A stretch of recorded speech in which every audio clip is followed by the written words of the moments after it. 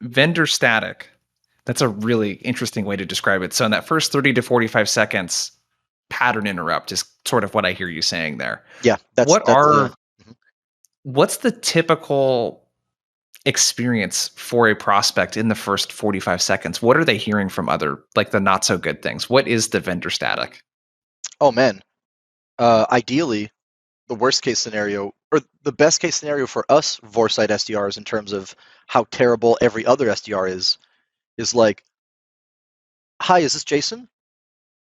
Hi, Jason. This is Rodrigo Baptista.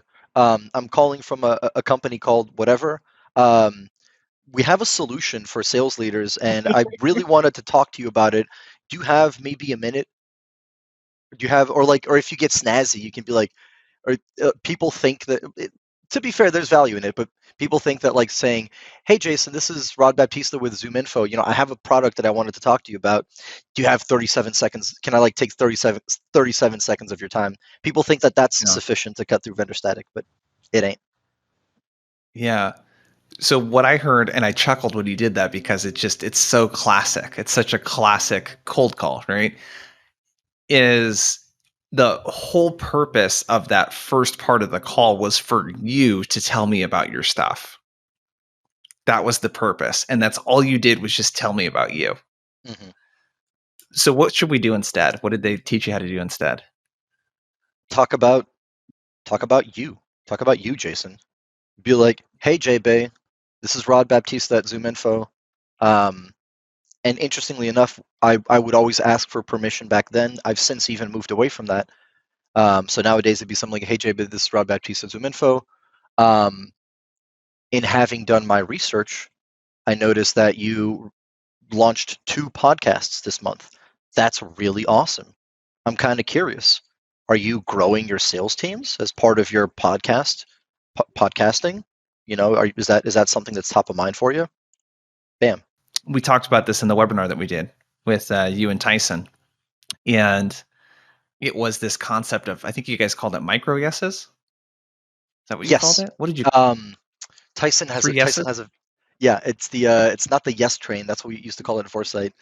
It's something very similar to that. Tyson has a very unique way of doing it too I'm forgetting right now. But yeah.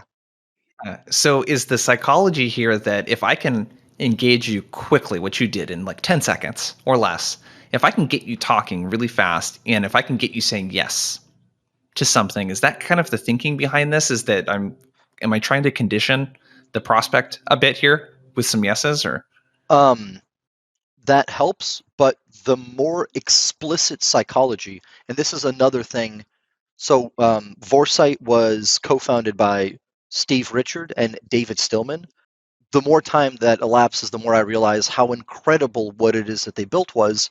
And one of the things I love the most about it is that at the core of their methodology was behavioral economics, right?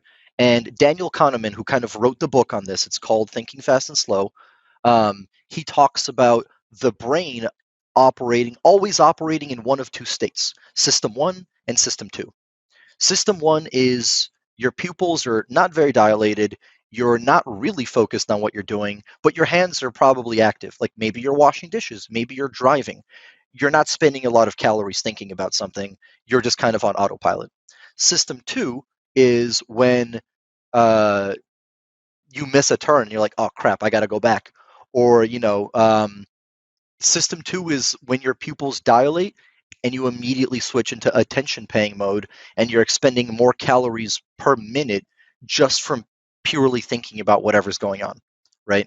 And there's a whole lot of that that's really cool that I'm not going to go into, but the real psychology is get them into system 2 as fast as possible. So be that with a yes, but more importantly, have it be something about them, have it be something specific. If you accomplish both of those 2 things, you'll accomplish the third, which is have it be different from what everybody else is doing.